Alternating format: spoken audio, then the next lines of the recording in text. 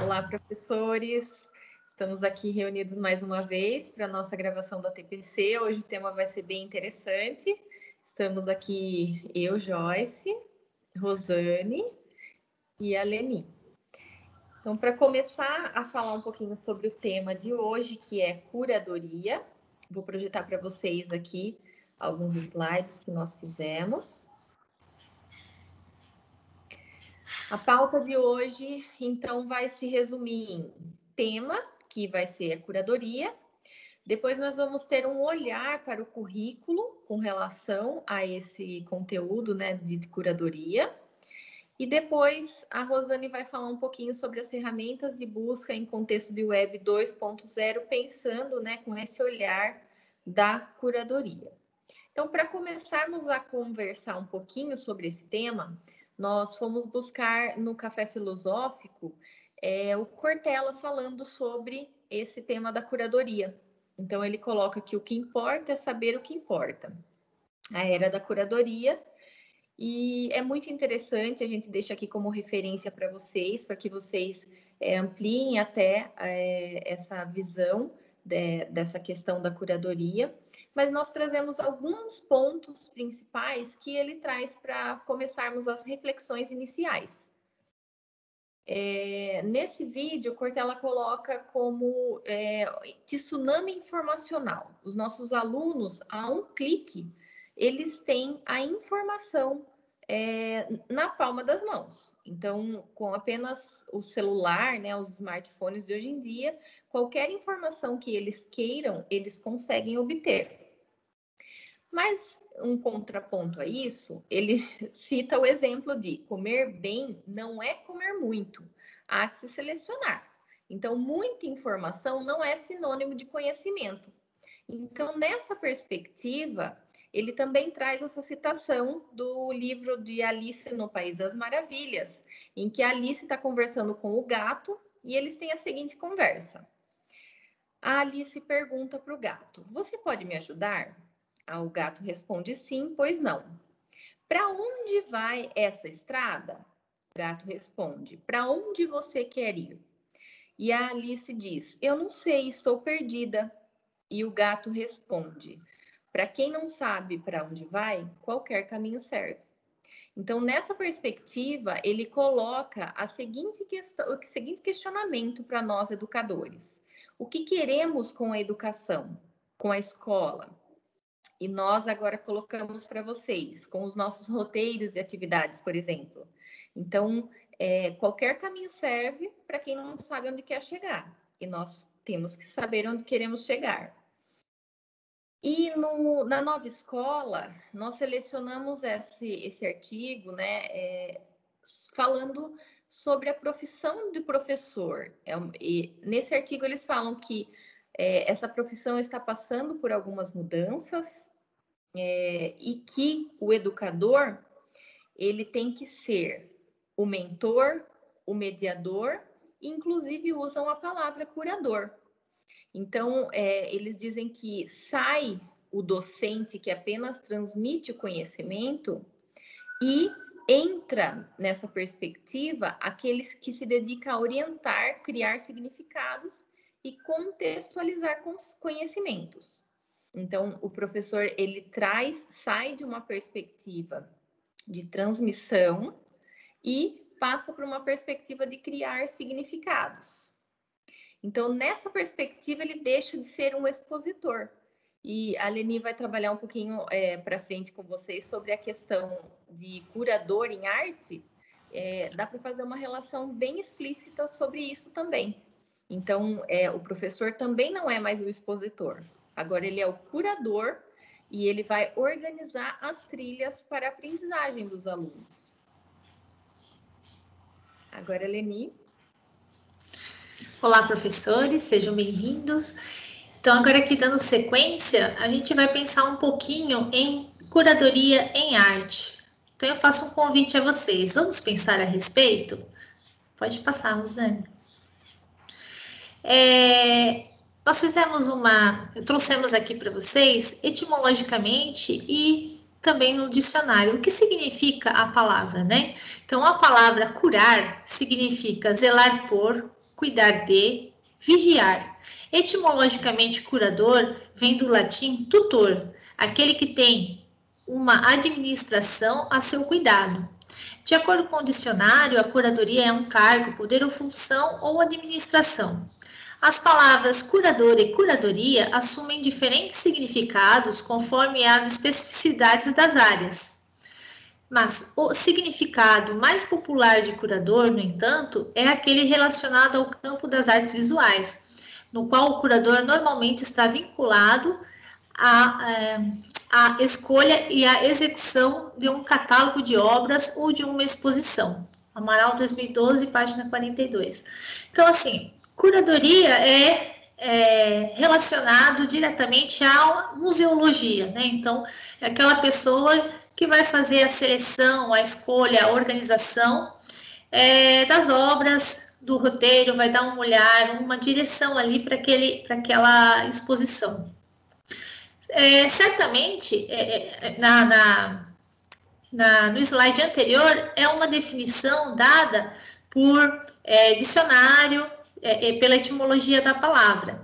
Mas vocês também têm uma definição de vocês, né? Claro, guardando a essência.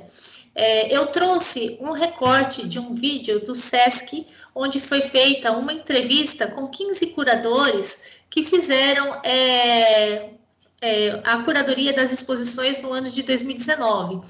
É um vídeo em torno de 20 minutos, aí é só um recorte, onde cada um define o que é curadoria dentro da sua poética pessoal. Gostaria que vocês assistissem, tá bom? Pode passar, Rosane, por favor.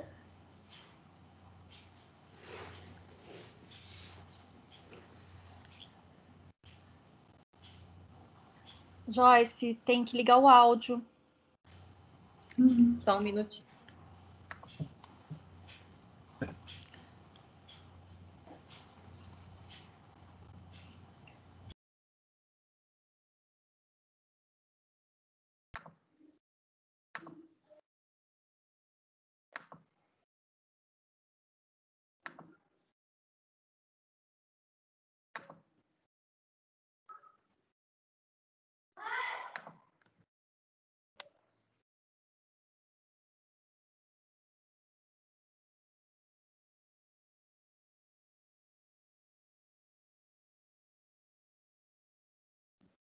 Pô, eu não tenho essa possibilidade de áudio aqui no meu.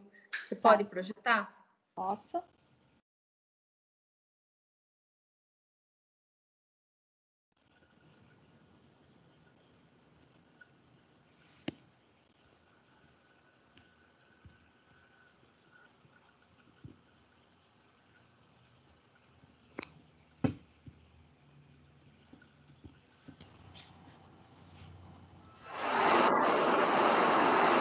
Eu comparo o curador de exposições a um curador, eu acho que ele é como se fosse assim, uma espécie de técnico de futebol numa exposição. Ele não é a estrela, porque a estrela são os artistas, né, que são responsáveis pelo conteúdo propriamente dito que está sendo mostrado. Essa figura que surge a partir das coleções, a partir dos gabinetes de curiosidade, nos salões da nobreza europeia, ele veio mudando, o papel dele veio mudando. A curadoria ela vai ganhando uma importância, né, sobretudo no século XX, né? Acho que a história da arte do século XX e XXI é uma história da arte baseada em exposições, né? As exposições são, de maneira geral, o dispositivo mais recorrente a partir do qual o público encontra a obra, né? Tem contato com a obra de arte. Uma exposição, muitas vezes, é colocar um pouco em movimento e à prova, né? Ideias, conceitos, noções, categorias nesse campo da arte. Naquela seleção, ele quase que faz um discurso, ele faz uma narrativa sobre aquilo que ele está apresentando. Curadoria é a escolha né? Uma escolha que é arbitrária, mas ela é fundamentada a partir de certos princípios. Tem algumas perspectivas, você olha principalmente fora do ambiente das artes para trazer para ele essas questões do mundo e trabalhar a partir dessas questões, para poder facilitar e ampliar muito mais a comunicação com o público.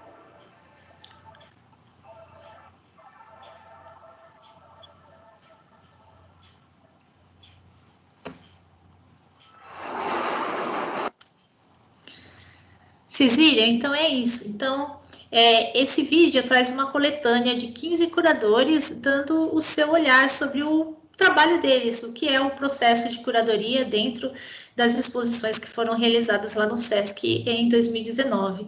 É bem bacana depois vocês darem uma conferida lá, tá bom? Onde podemos observar a curadoria no currículo? A gente pensando no currículo paulista, onde ela está presente?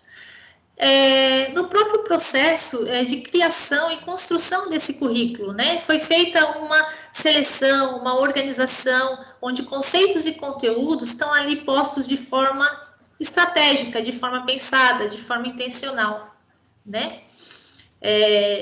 Pode passar.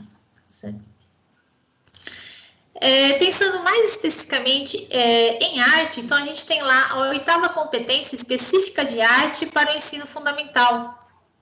Ela diz: desenvolver a autonomia, a crítica, a autoria e o trabalho coletivo e colaborativo nas artes. Então, quando a gente diz autoria, né, o aluno enquanto autor, então a gente já pressupõe que esse aluno estará fazendo um processo de escolha e organização. Pode passar, Rosane. Aqui eu tenho um pouquinho mais descrita essa 8ª competência. A arte nos ensina a observar o mundo de maneira mais pessoal, subjetiva, solidária e participativa. O trabalho com a arte contribui para que o aluno desenvolva a observação, a capacidade de interpretar e refletir sobre o seu processo de criação. Então, além de ele exercer essa curadoria, ele reflete sobre ela. Aí, ler, perceber semelhanças e diferenças nos processos coletivos e colaborativos como modo de expressar ideias e sentimentos. O trabalho com arte contribui para a formação do cidadão ativo, autônomo, criativo, crítico e colaborativo. Então, dentro desse processo de criação é que se encontra.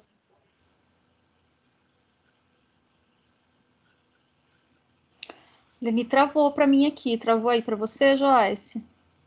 Travou também. Vamos aguardar ela voltar. Tá.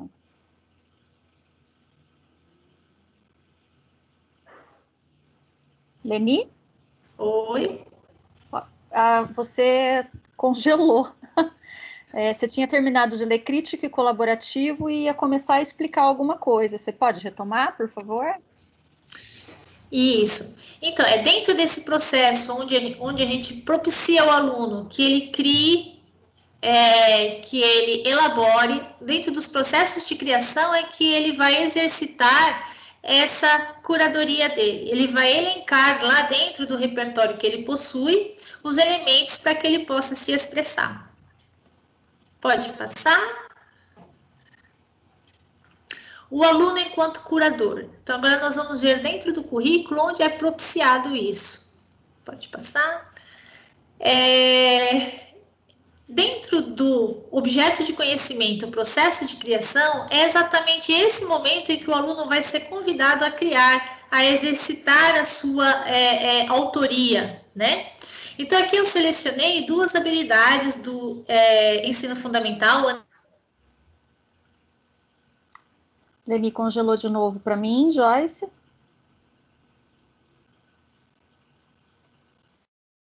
Congelou. Depois eu corto tudo, tá, Rô?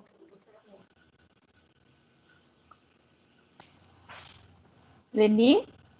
Voltou? Voltou. Voltou. Bom, retomando.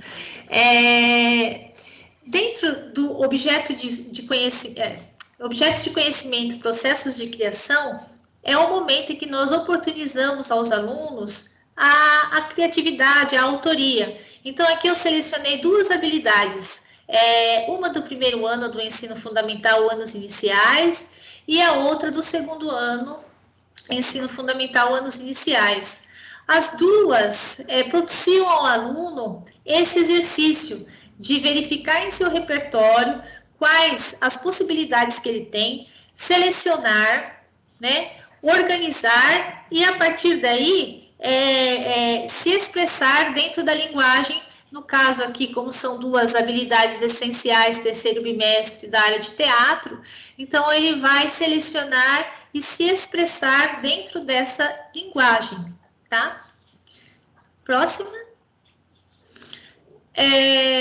Seguindo o mesmo movimento, eu selecionei duas habilidades do 8º e 9º ano, onde aqui é um pouquinho mais complexo, né? Ele vai ter que compor cenas, performances, sketches, mas é o mesmo movimento. Ele vai verificar qual o repertório ali que ele possui, né? E fazer as suas escolhas e organizar da forma que for adequada para expressar o que ele pretende.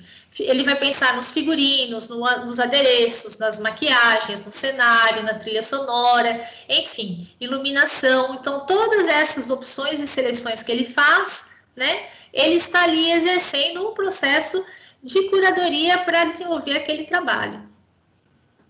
Próximo. E aí eu convido vocês a uma reflexão, né? Em que medida o professor também é um curador, né? Então, vocês selecionam, organizam conceitos e conteúdos de modo estratégico? De que forma, né? Pensem sobre isso. E aí, dando continuidade, eu passo a palavra para as colegas. Obrigada. Obrigada, Leni. Agora nós vamos tratar um pouquinho com o olhar para a língua inglesa. Então, vai continuar nessa perspectiva, né? O professor, enquanto curador, desenvolvendo no aluno esse conceito. E eu retomo um pouquinho do vídeo que a Leni passou para a gente, enquanto a escolha, né? A partir de certos princípios. Então, quando nós falamos em uma pedagogia que nós privilegiamos algumas coisas, a intencionalidade pedagógica nossa, nós também estamos falando em curadoria. Nós precisamos exercer essa curadoria para compor as trilhas de aprendizagem dos nossos alunos. Então, eu vou trazer para vocês alguns excertos do Currículo Paulista de Língua Inglesa, e pode projetar, Rô. E nesses trechos, a gente consegue perceber o conceito. Não é que ele esteja explícito, o conceito esteja lá, mas nós conseguimos perceber esse conceito nas palavras, né? Inferindo esse significado nos trechos do currículo. Pode passar, Rô. A primeira questão é a questão do inglês como língua franca, né? Que nós já discutimos isso, inclusive, em ATPC. Para nós, professores de língua inglesa, trabalharmos esse conceito com os alunos, nós precisamos exercer o nosso papel de curador de conteúdo e precisamos selecionar instrumentos que viabilizem essa discussão na sala de aula. Então, é nesse sentido que o professor é um curador e que ele faz acontecer essa discussão que é tão importante e colocada desde a BNCC e no nosso currículo paulista também. Pode passar. Eu vou trazer para vocês agora alguns eixos que trazem também essa questão da curadoria. Então, por exemplo, no eixo oralidade, ele coloca que para o trabalho pedagógico, cabe ressaltar diferentes recursos midiáticos verbo-visuais. Então, cinema, internet, televisão, constituem insumos autênticos e significativos, imprescindíveis para a instauração de práticas de uso e interação oral. Ou seja, na nossa prática, ela não está desvinculada desses insumos autênticos e significativos que vêm da internet, que vêm do cinema, da televisão, entre outros. Só que para isso se tornar um recurso utilizado na nossa sala de aula, o professor ele tem que ser o curador desse conteúdo. E ele precisa, sim, criticamente, demonstrar a intencionalidade pedagógica, selecionando bons insumos. No eixo leitura, pode passar, Rô, a gente tem o trabalho com gêneros verbais e híbridos, mais uma vez, principalmente pelos meios digitais. Então, a Rosane vai trabalhar um pouquinho mais amplamente com vocês essa questão dos meios digitais, das mídias sociais, e a gente vê que é um caminho muito amplo, mas a gente precisa, novamente, enquanto professor curador, selecionar os materiais mais adequados para o trabalho em sala de aula. No eixo escrita, pode passar. Ele vem um pouquinho como a arte está conversando com vocês. Então, ele fala que o processo de escrita, ele ora é coletivo, ora individual, mas ele tem esse movimento de planejamento, produção e revisão, dos quais são tomadas e avaliadas as decisões sobre as maneiras de comunicar o que se deseja. Então, para eu produzir, para o aluno produzir, ele precisa ter o repertório e ele precisa saber selecionar, fazer a curadoria do que ele quer expressar e do que ele pode, do que é adequado expressar. Então, ele também precisa, nesse sentido, ser um curador do seu próprio conhecimento para produzir. Aí, por último, né? Por último, tem nós não percebemos no currículo de língua inglesa a palavra curador ou curadoria. Mas, enquanto escolha, ele aparece nessa habilidade do 7º ano. Escolher em ambientes virtuais texto em língua inglesa de fontes confiáveis para estudos, pesquisas escolares. Então, fontes confiáveis, ele precisa fazer essa seleção, ele precisa fazer essa curadoria. E para que ele faça isso, o professor precisa trabalhar esse conceito. Também no eixo leitura, tem a questão de continuar o desenvolvimento, inclusive da língua portuguesa, porque na língua portuguesa eles trabalham bastante essas questões, né, da criticidade. Então, é um trabalho também articulado à língua portuguesa. E aí eu passo a palavra para a Rosane.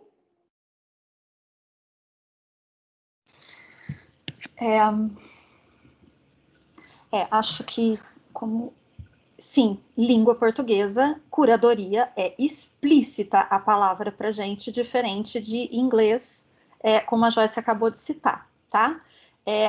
Recomendo a leitura da base, para quem ficar em dúvida com relação a isso, né? O nosso currículo paulista, ele é um texto extremamente técnico e ótimo, mas a base, para quem estiver na dúvida, ela traz qual é a abordagem para o trabalho com a curadoria de uma forma muito mais esmiuçada, explicadinha, né? Fazendo relações interessantes para a gente entender, que são as relações que eu me proponho a fazer com vocês agora. Curadoria, como é que vai aparecer no currículo paulista de língua portuguesa? E a gente vai ter que pensar um pouquinho na questão da própria Web 2.0, quiçá da Web 3.0, tá, gente? Para pensar nessas questões de curadoria também. E também avançar um pouquinho para pensar como é que algumas plataformas, algumas redes sociais, elas já estão se valendo de estratégias de curadoria para conseguir garantir que essa seleção, essa organização desse caos, né, dessa quantidade de informações que circulam pela internet, como é que elas vão tornar a vida do usuário mais fácil. E nesse sentido tem algumas coisas a nos ensinar, tá? Então já vou começar dando uma olhadinha para a base, tá? Que vai discutir exatamente isso. As práticas de linguagem contemporâneas não só envolvem novos gêneros, como também novas formas de produzir, de configurar, de disponibilizar, de replicar e de interagir. Qualquer um pode produzir conteúdo e compartilhar na internet, né? É uma quantidade absurda, é um tsunami de informações, como a Joyce muito bem citou. E como é que você seleciona, né, dentro disso, alguma coisa para ler? Depois de ler um livro de literatura ou assistir a um filme, pode-se postar comentários em redes sociais específicas, seguir diretores, autores, escritores, acompanhar de perto o seu trabalho. Podemos produzir playlists, vlogs, vídeos minuto, escrever fanfics, produzir zines, nos tornar um booktuber, dentre outras muitas possibilidades. Em tese, a web é democrática. Todos podem acessá-la e só um minutinho, e alimentá-la continuamente. Mas se esse espaço é livre e bastante familiar para crianças, adolescentes e jovens de hoje, por que a escola teria, de alguma forma, que considerá-lo?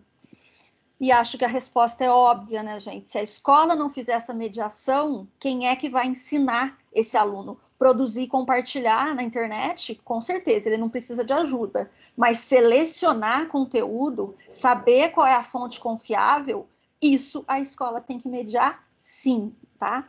De acordo com o nosso currículo. Em língua portuguesa, a curadoria vai entrar como um objeto de conhecimento, tá? Ela tá aqui, como objeto de conhecimento. 6º, 7º, 8º e 9º. Não são muitas habilidades, tá? Elas vão aparecer aqui, em princípio, no campo das práticas de estudo e pesquisa, tá? As habilidades que vão estar relacionadas aqui, realizar pesquisa, a partir de recortes e questões definidos previamente. Quem faz esse recorte? Quem determina essas questões? Muitas vezes isso vai ter que passar pela mediação do professor, usando fontes indicadas e abertas. Onde eu encontro essas fontes? Eu conheço essas fontes? No 8º e 9º ano, a gente avança um pouquinho para elaborar questões para realização de pesquisa, né? E aplicar pesquisas para coleta de informações, usar fontes abertas e confiáveis na realização de pesquisa. De novo, quem dita quais são as fontes abertas e confiáveis para esse aluno? Ele sabe ou ele vai precisar da mediação de professor? 9º ano, tá? A curadoria já não vai aparecer como objeto de conhecimento, ela vai aparecer relacionada aqui com o campo de atuação jornalístico-midiático. Tem informação circulando pelo campo jornalístico-midiático, gente. Essas informações são confiáveis, todas elas? Que fontes são confiáveis, tá? Olha as notícias falsas que já vão aparecer como habilidade. Consulta sites de curadoria que atestam a fidedignidade de fatos relatados. Onde estão esses sites de curadoria? Quais são? Eu conheço, eu consigo mediar isso com o meu aluno, tá? Ferramentas de curadoria. Então, o currículo nos traz todas essas questões. E a ideia de começar a discutir curadoria com vocês a partir de hoje, nesse ATPC, né, é realmente começar a pensar, gente. Inevitavelmente, língua portuguesa não vamos escapar. É a escola que tem que funcionar como um ambiente em que um aluno vai aprender, sim, a fazer pesquisa na internet, vai aprender, sim, onde é que estão as fontes confiáveis, como é que você consegue diferenciar uma informação verdadeira de uma informação falsa, de fake news que circulam, tá? Tudo isso entra para a gente em língua portuguesa. Vamos perguntar para a Web 2.0, vamos perguntar para a internet como é que ela pode nos ajudar a entender um pouco melhor isso. Ambientes por onde os nossos alunos circulam, né? Como é que funciona a lógica da internet, né? O que os nossos alunos dão conta de fazer e qual é que vai ser a nossa função de mediação, né? Enquanto professores, para o que está faltando aí. Vamos dar uma olhadinha. Curadoria e busca de informações na Web 2.0. Como acabamos de pensar um pouquinho, a curadoria tem a ver com seleção, organização, apresentação e evolução. Embora os computadores possam agregar conteúdo, informação ou qualquer formato ou tamanho de dados, a agregação sem curadoria é apenas uma grande pilha de coisas que parecem estar relacionadas, mas não tem organização qualitativa.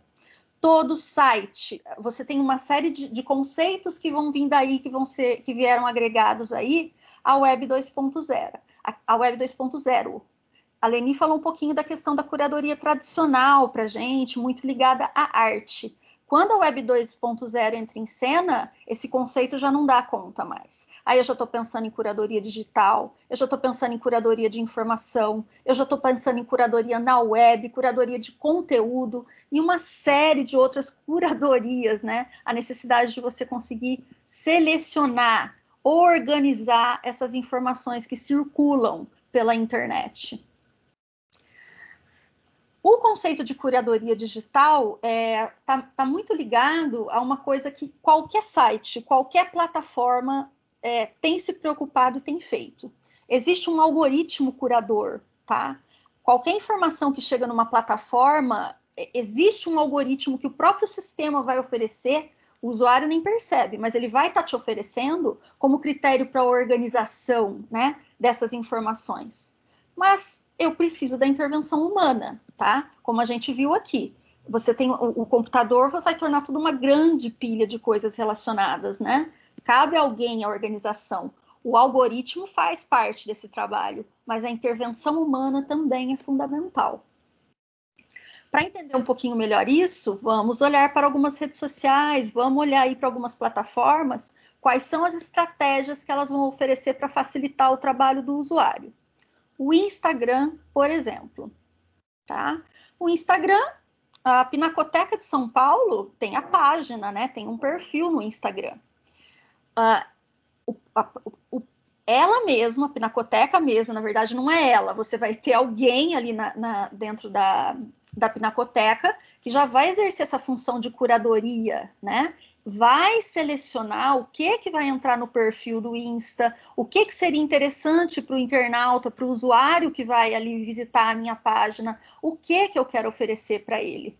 Eu, enquanto internauta, tá? Por exemplo, enquanto professor, é uma página muito interessante para você seguir, né? Como é que você dá conta de ficar por dentro de tudo que está acontecendo no mundo, de todas as atualizações, de todas as obras de arte que estão circulando por aí, né? Você seguir a Pinacoteca no Instagram, professor, já é um primeiro passo para se manter atualizado, já é uma lógica de pensar em como selecionar informações usando uma rede social para isso, né? Ela ajuda. Vai ter curadores da Pinacoteca que vão selecionar esse conteúdo que vai entrar na página. Chegou uma exposição, isso vai estar disponível para você na página. É importante que você siga, né? E mais do que isso, olha o algoritmo curador. É importante que você curta as postagens da Pinacoteca quando você entrar no Instagram, porque se você não curte, ela vai aparecer como menos vezes como resultado para você quando você entrar na página do Instagram. Isso é claro, o que você curte mais quando você entra no Insta, o Insta vai apresentar para você quando você acessar a página, quando você acessar o Insta. Se você não curte a Pinacoteca, você está seguindo, mas você não curte muito, ele não vai mais te mostrar esses resultados. Existe um algoritmo curador que está te ajudando por trás, está fazendo esse trabalho para você. Siga e curta as postagens, isso é importante. Continuando aqui.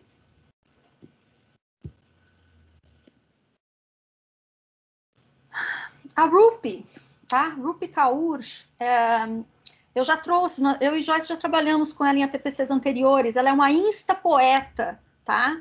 É um gênero, né, que foi criado a reboque aí do Instagram. Ela produz poesias pensadas para o Insta, as temáticas são a questão do engajamento da mulher, né, tem essa temática, mas elas são pensadas para o Insta, tá?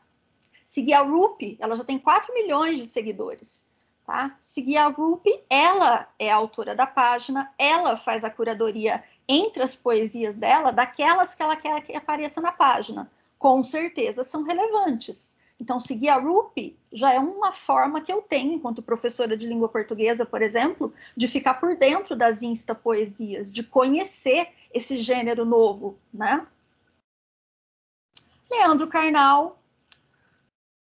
Isso é outra questão muito importante, né, gente? Eu estou dando aqui, a gente está trazendo para vocês a Pinacoteca, o Leandro Carnal e a Rupi, que é uma pessoa menos conhecida na atualidade, ela é muito recente, né? você saber quem seguir, mas, pelo amor de Deus, a gente não vai abrir mão, nesse momento, de jeito nenhum, de seguir instituições consolidadas, como a Pinacoteca. Para mim, o Leandro Carnal é uma referência importante, então irei segui-lo sim, mas não só ele, também vou seguir a Rupi, que é uma pessoa menos conhecida, mas com essa quantidade de seguidores, por que não segui-la? Por que não conhecê-la, tá? O Leandro Carnal, como respeito demais, né? Eu, Rosane, pessoalmente, não sei quanto a vocês, ele é uma referência importante para me trazer, por exemplo, um livro, Dá um Tempo, da Isabela Camargo. Não conheço esse livro, nem essa autora, nunca pensaria nisso, mas vai me trazer uma curiosidade. Como está nessa página, eu vou procurar conhecer. Acabo me atualizando, né? E obras de arte também que não conheço, desconheço, e vai me dar uma curiosidade exatamente porque estão na página dele. Vai funcionar como curadoria para mim, né, feita por ele já, a página do Leandro Carnal, do Instagram. Outra coisa importante, tem que ser a página oficial, por favor. Esse símbolo, né, o Insta está usando para me dizer que essa página é a página oficial, então ela é confiável. Você pode encontrar, por exemplo, uma outra página do Leandro Carnal dentro do Instagram. Só que não é a página oficial dele. O Insta já me conta. Perfil não oficial, percebe? E é uma fake? Não é. Quem criou a página deixa muito claro aqui na descrição. É uma página dedicada ao grande historiador, mas não é dele, tá? Não é um fake. Mas cabe esse meu olhar para eu perceber que não se trata da página oficial. Eu conheço, eu confio nessa pessoa? Não sei, né? Vamos examinar a página. Mas no currículo de língua portuguesa, as habilidades que eles vão trazer para a gente avançam para isso. Não é só você conseguir localizar, né, uma fonte confiável, você saber como fazer isso na internet. A gente pode avançar para além disso e também denunciar um perfil falso, tá? Podemos chegar nisso. E aí? O professor sabe como trabalhar isso em sala de aula com o aluno? Será que o aluno sabe fazer isso na internet sem precisar fazer da mediação do professor? Talvez ele saiba. Até investigar se os alunos já têm essas habilidades, se exercem essas habilidades, é uma tarefa importante para a gente em sala de aula. Twitter. A ideia, de novo, Patrícia Campos Melo é uma jornalista, né, que sigo há algum tempo. Patrícia Campos Melo publicou um livro, A Máquina do Ódio. Ela é da Folha de São Paulo. Né? Quando isso apareceu na página dela, eu fui procurar me informar do que seria. Ela está tratando da questão das fake news, que enquanto professora de língua portuguesa é uma coisa que me interessa muito. Leonardo Sakamoto, que é um outro jornalista, né, professor da PUC, que eu admiro muito, sigo, colunista que leio, recomendo aos meus alunos, né? Ele compartilhou esse livro na página dele. Me dá uma segurança ainda maior de que essa obra é uma obra interessante, né? Se estou a fim de comprar um livro, é um livro que vale a pena investir, tá? Vale a pena conhecer. Voltando aqui. E você? Quem você segue no Twitter? Tem um outro recurso do Twitter, o Moments, que seria a ideia de você conseguir selecionar informações dentro do Twitter que te interessem e montar uma página personalizada, né? A minha curadoria, e eu vou deixar reservado nesse espaço do Moments aquelas postagens que me interessam, tá? Momentos, né, em português. Aqui no mais, se você clicar aqui, vai aparecer a opção de Moments para você, e uma série de postagens. Você vai selecionar as que você quer que entre aqui. E elas vão ficar aqui dispostas para você, tá? Uma imagem, uma frase que é você mesmo que vai colocar, e depois vem as postagens que você selecionou. Tá? Aqui é só como criar, não vou me aprofundar muito nisso. A base vai instigar.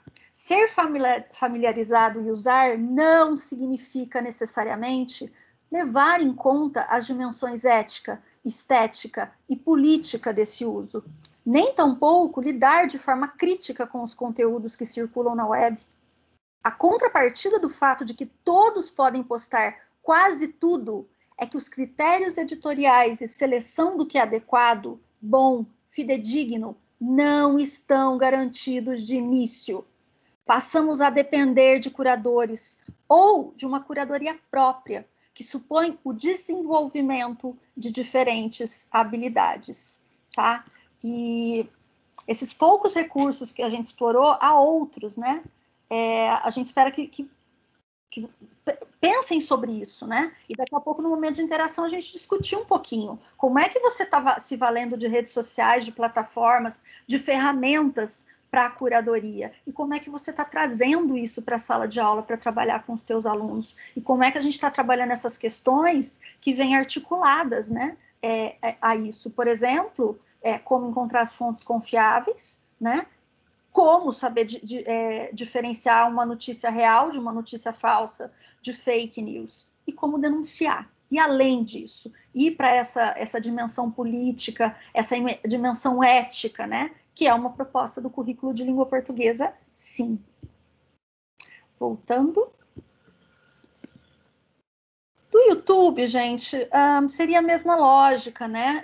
Essa TPC, esse momento que vocês estão assistindo, é um vídeo que está disponível no YouTube. Nesse universo de vídeos, como é que você seleciona os que você vai assistir? É a mesma ideia de você usar a ferramenta seguir, tá? Eu, usuário do YouTube, vou seguir as pessoas que me interessam, os canais que me interessam. Mas quem compartilha o conteúdo no YouTube também tem ferramentas das quais ele pode se valer para organizar melhor esse conteúdo que está ali. Por exemplo, tá? A Jolt. Prazer? O canal da Jolt. Eu peguei as playlists, tá? Quem cria as playlists é o dono do canal, tá? A Jojo, ela criou aqui, ó, olha as playlists, análises musicais, Novembro Azul, vídeos com camisa preta, Era uma Vez um Voto, sobre livros. Então, eu, internauta, que já sigo, né, Jojo, ainda tenho esse recurso das playlists para conseguir selecionar quais são os vídeos que eu vou assistir, o que me interessa mais. E é lógico que ela mesma, gente, quando ela cria esses títulos para as playlists, ela já tem que tentar antecipar quem é o usuário que segue o meu canal, no que ele está interessado, como é que eu poderia organizar isso. A mesma coisa acontece no Centro de Mídias de São Paulo, né, uma demanda que os professores apresentaram. Você tem todos os vídeos de todas as aulas dentro do canal do Centro de Mídias do YouTube. Como é que você encontra uma aula específica? Usa o recurso das playlists. Você entrando no 6º ano, 6º, 7º, 8º, aqui eu entrei no EJA, tá? Entrando no EJA e usando o recurso de playlists, ele organiza para você 3º, 2º, 1º, laboratório telecurso. Se eu tivesse entrado no 6º ano, eu teria língua portuguesa, matemática, tudo separadinho por componente curricular. O Centro de Mídias organiza os vídeos dentro do canal por meio dessas playlists, pensando no usuário, tá? Uma via de mão dupla. Então, fica a reflexão para a gente. Curadoria e busca de conteúdo na internet. A escola tem influência? Como os alunos realizam as buscas de conteúdo para a realização de atividades escolares? Até onde deve ir a mediação do professor? Como é que vocês têm mediado isso em sala de aula? Não é uma coisa para a gente pensar somente no contexto de ensino remoto, né? No contexto do presencial também isso está valendo, mas no ensino remoto isso faz muito mais sentido. Enquanto você tem a aula presencial, você está ali com o aluno, né? Quando ele tem uma dúvida sobre conteúdo, sobre como ele vai fazer um trabalho, quais as fontes que ele vai pesquisar, se aquela fonte ela é confiável, no presencial ele vem te perguntar. No ensino remoto, ele não tem para quem perguntar, tá? Ele também não sabe. E aí, até onde tem ido a tua mediação quando você pede um trabalho, uma pesquisa? Os roteiros de atividade dizem o que o aluno tem que fazer, e esses têm sido muito bem feitos. Mas você avança também para pensar um pouquinho nessa questão, se ele for procurar no Google, tá? O que ele vai encontrar como resultado de busca para pensar, por exemplo, em variação linguística? Tá? Quais são os resultados de busca que vão aparecer para ele? Ele vai usar o primeiro, tá, gente? Se não tem mediação, ele vai pegar o primeiro, copiar e colar e vai mandar, tá? A mediação do professor não pode parar aí, ela tem que ir além disso, tá? As habilidades do currículo estão mostrando isso para a gente. Em contexto de ensino remoto, a gente tem que pensar duplamente nisso, né? A gente tem que se antecipar também e, de repente, incluir no próprio roteiro, né? Ou durante a aula com o aluno ali, também isso. Onde é que você vai conseguir encontrar essa informação? Paute-se por isso, tente esse resultado de busca, mas o Google, assim como as outras plataformas, também traz ferramentas que nos ajudam a fazer seleção de conteúdos. Você conhece? A gente quer apresentar e gostaria muito que vocês apresentassem para os alunos também. Vamos explorar, então, alguns recursos da ferramenta de busca Google. Por que Google? Porque a Google, com certeza, é que os nossos alunos, e nós também, né, acabamos usando mais. A pesquisa, além de ser mais diretamente focada em um campo, perpassa todos os outros em ações de busca, seleção, validação, tratamento e organização de informações envolvidas na curadoria. Tá, Google.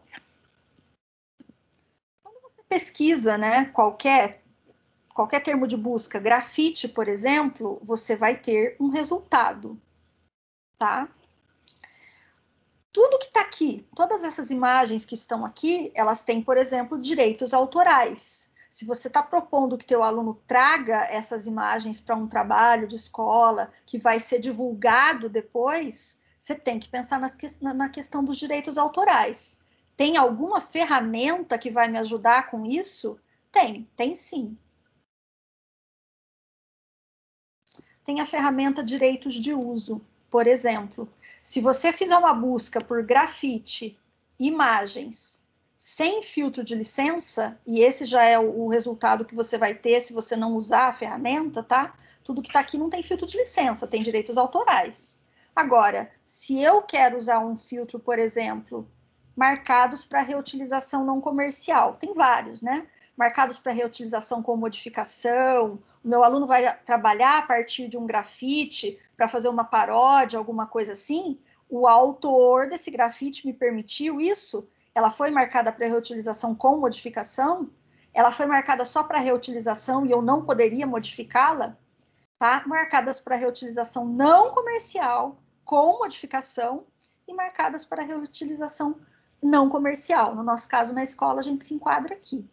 Quando você teve esse resultado sem filtro de licença. Quando você joga um filtro, eu usei aqui, marcadas para reutilização não comercial, perceba, é outro resultado de busca, tá? Percebe? Não é o mesmo. Aqui tem direito autoral que, teoricamente, eu não poderia divulgar se eu for, né, se eu for pedir um trabalho para o meu aluno que vai ser divulgado. Essas aqui, o autor já está autorizando, né, a divulgação. Qualquer cor. Essa questão de direitos autorais, tá, gente? Eu estou simplificando muito. A gente ainda quer trazer para vocês para discutir um pouquinho a questão dos direitos autorais, como em alguns momentos de interação a gente já discutiu. Ela vai muito além disso, né? Eu estou simplificando muito aqui. Isso precisa ser retomado. Como eu estou só querendo discutir um pouquinho o filtro, né? A ferramenta, então a gente não vai avançar muito nessa questão. Um outro aqui. Qualquer cor, esse resultado. Se eu colocar preto e branco, meu resultado é outro. E perceba que eu não tirei o filtro aqui das marcadas para reutilização com modificação. Você tem uma outra ferramentinha aqui, tá? Um outro recurso que é o limpar. Você pode limpar e refazer a busca usando somente preto e branco. Não fiz esse exercício, tá? Tá. Agora eu deixei o preto e branco, marcadas para reutilização e acrescentei mais um, desenho linear. Outro resultado de busca, tá? Diferente. Quero trabalhar notícias sobre grafite. Tem alguns resultados, tá? TNT patrocina o maior museu de grafite a céu aberto. Notícias, tá? Eu tenho esse filtro. Não vai ser todo o resultado, você não vai ter resultado da Wikipedia, por exemplo, tá? Você vai ter resultado de alguma coisa que foi publicado Internacional, Estadão, Circuito Mato Grosso, tá? Em jornais, revistas. Quero grafite e vou usar o filtro na última hora. Não tem resultado de busca, tá? Não é um tema que tem sido muito debatido, né, ultimamente, grafite, não. Vamos tentar usar esse recurso na última hora, articulado com uma busca por alguma coisa mais, que tem sido mais discutida? Escolhi agora racismo estrutural. Racismo estrutural tem sido bastante discutido.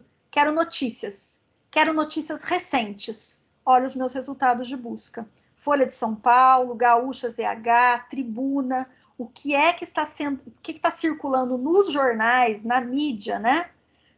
Com relação a esse tema, recentemente. E mais, como se trata desse tema, se você tem um outro filtro que você pode usar na última hora. E olha que interessante, você vai ter resultado de busca.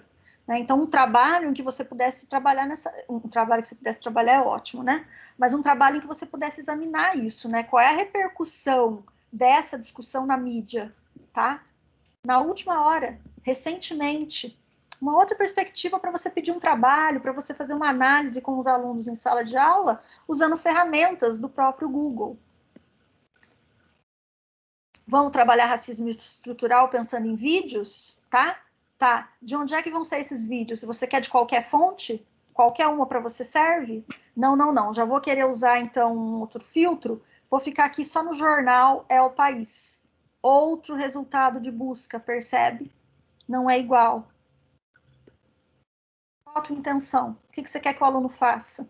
Tá? Qual é a ferramenta que ele precisa usar para isso? Sozinho, ele não vai encontrar, né? O professor é que vai determinar isso a partir das habilidades que ele quer trabalhar com esse aluno.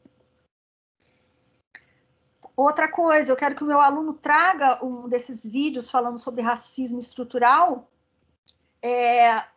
como um objeto, tá? Para ser discutido, quais são os valores que estão imbuídos aí nesse vídeo, mas em sala de aula tem que ser um vídeo curto, tá? Já, por favor, traga um vídeo 0 a 4 minutos, já usa essa ferramenta, por favor, e já me traga um vídeo mais curtinho, já facilitei muito a vida do aluno. Se ele tivesse que fazer essa busca, mesmo que fosse dentro do YouTube, tá, gente? Ele também pode fazer isso lá dentro, mas o próprio Google já dá essa opção para ele. Tá? Livros sobre racismo estrutural tem disponível para mim? Tem sim. E mais do que isso, você consegue usar uma ferramenta que vai te trazer os livros que tem visualização disponível, tá? Então o aluno conseguiria entrar aqui nesse primeiro link e conseguiria ler um trecho do livro, tá? E é lógico que você também pode ter esse trabalho anterior, de fazer essa pesquisa, de saber o que o aluno vai encontrar, até para conseguir direcionar, né? Como é que você vai mediar isso com ele depois. As nossas referências.